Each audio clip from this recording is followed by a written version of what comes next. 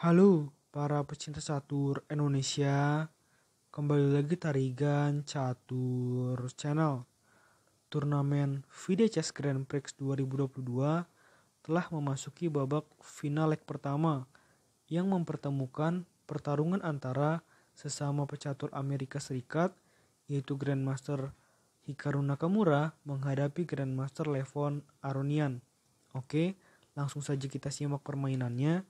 Di sini Grandmaster Hikaru Nakamura yang menggunakan catur bawah putih memulai permainan dengan pion E4 dan dibalas pion E5 oleh Grandmaster Levon Aronian, kuda F3 dan kuda C6.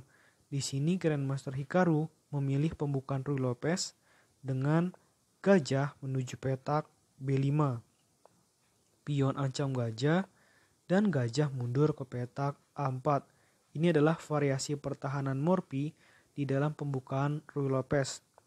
Kuda F6 dan rokade pendek oleh putih. Gajah E7, maka variasi permainan berubah dari variasi pertahanan Morphy menjadi variasi tertutup ya, atau closed variation tetap dalam pembukaan Ruy Lopez. Benteng melindungi pion dan pion ancam gajah, sehingga gajah mundur ke petak B3, rokade pendek oleh hitam, dan pion H3, gajah B7, dan pion D3, pion D6, pion A3, menteri D7, dan kuda C3, lalu kuda mundur ke petak D8, mereposisi posisi kuda hitam agar nantinya menempati posisi yang lebih menyerang ke pertahanan sayap raja dari putih.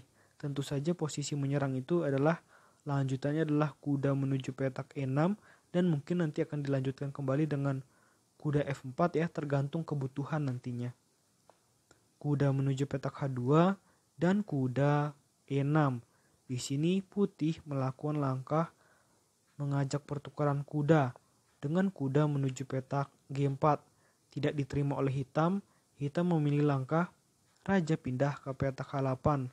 Langsung saja di sini oleh putih, kuda pukul kuda, gajah pukul kuda, dan menteri menuju petak G4. Mengancam kuda hitam 2 kali dan kuda hitam ini tidak bisa berpindah juga karena jika pindah menteri hitam akan hilang. Sehingga di sini diperkuat penjagaannya oleh hitam dengan benteng menuju petak E8.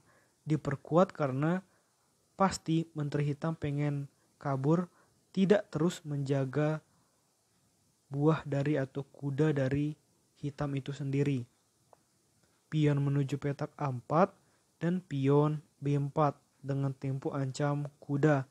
Di sini hitam tidak mau melakukan langkah pion pukul pion karena jika ini dilakukan memang di sini kan gajah mengancam menteri dan benteng sekaligus, bisa sih ditutup. Tapi ditutup dengan cara apapun, di sini putih justru yang lebih mengendalikan permainan. Karena di sini putih yang menang langkah terus. Apalagi dengan ada langkah kuda menuju petak D5 dan otomatis gajah hitam ini pasti mundur ke sini atau mundur ke paling belakang. Jadi hitam akan selalu kalah tempo jika melakukan pertukaran buah. Kadang-kadang yang seperti ini perlu kita ingat-ingat ya. Kadang kalau lagi main juga hal-hal seperti ini membiarkan lawan mendominasi permainan juga sering terjadi.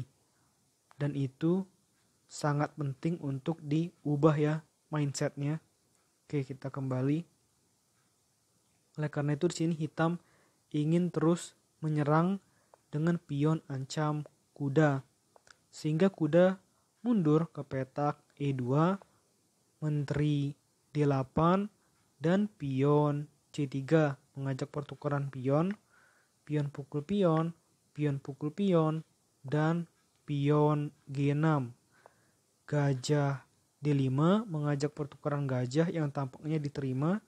Gajah pukul gajah, pion pukul gajah, ada tempo ancam kuda, dan kuda pindah ke petak C5. Gajah H6 dan di sini terjadi kombinasi langkah-langkah kombinasi dari kedua pemain. Dengan kuda pukul pion ada tempo ancam benteng dan di sini putih lebih memilih gajah pukul benteng, kuda pukul benteng, benteng pukul kuda, dan benteng pukul gajah.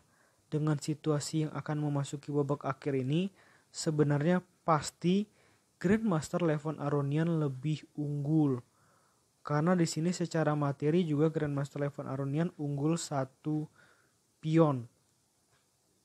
Putih hanya memiliki sebesar 6 pion, hitam memiliki 7 pion. Dan di sini menurut analisa komputer, keunggulan posisi dari Grandmaster Levon Aronian adalah sebesar 1,1. Kalau sudah lebih dari 1, maka jelas di sini keunggulan dari Levon terhadap Hikaru cukup besar. Namun nanti pada perjalanannya Levon melakukan langkah sedikit kurang akurat sehingga posisi menjadi sama lagi.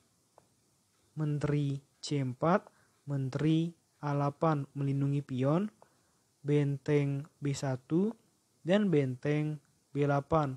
Sebenarnya kalau mau menang pion bisa ya, benteng pukul benteng skak, menteri pukul benteng, dan menteri pukul pion. Tetapi kombinasi ini pasti dilihat sama Hikaru, tetapi Hikaru tidak memilihnya. Hikaru lebih memilih langkah benteng menuju petak B4, raja G7, dan kuda G3, pion H5. Nah, ini langkah-langkah kurang cermat dari Levon Aronian yang mengurangi nilai posisinya sendiri ya. Kuda E4 dan gajah D8, lalu pion A5, menteri A7. Nah, ini kesalahan langkah dari seorang Levon Aronian. Jika melakukan langkah benteng menuju petak C8, Levon Aronian sudah sangat unggul, tapi di sini malah pilih menteri menuju petak A7 yang dianggap oleh analisa komputer sebuah kesalahan yang membuat situasi permainan menjadi stabil dan imbang. Pion G3, pion F5 ancam kuda, kuda mundur ke petak D2, benteng pukul benteng, dan pion pukul benteng. Di sini kedua pion putih cukup berbahaya karena saling terkoneksi di lajur A dan lajur B. Tentu saja akan dimanfaatkan terus oleh putih untuk mendapatkan atau mencoba mendapatkan kemenangan. Pion E4 dan kuda B3. Di sini ada keinginan dari putih untuk menukarkan menterinya ya. Tetapi hitam sudah mengetahui, karena jika dibiarkan ya, pasti menteri putih mengincar petak D4 dengan skak dan menawarkan pertukaran menteri yang harus diterima. Dan dalam posisi seperti ini, dengan putih memiliki kuda dan hitam memiliki gajah, kalau tidak ada menteri biasanya putih yang unggul karena pergerakan kuda lebih lincah ya. Sehingga gajah menutup di petak F6 sehingga tempo skak tidak ada untuk putih. Raja G2 dan pion H4. Langkah penting untuk menghancurkan pertahanan sayap raja dari putih. Pion pukul pion dan raja F7. Pion H5 dan pion G pukul H5. Pion B5 mengajak pertukaran pion dan pion E3. Luar biasa ya, langkah-langkah dari kedua super grandmaster ini. Tidak akan terpikirkan langkah pion menuju petak E3 kalau Adventarigan Catur yang melangkahkan. Di sini tidak akan terbayang langkah pion E3 ini. Dan langkah putih juga tidak terbayang lagi dengan pion menuju petak F4.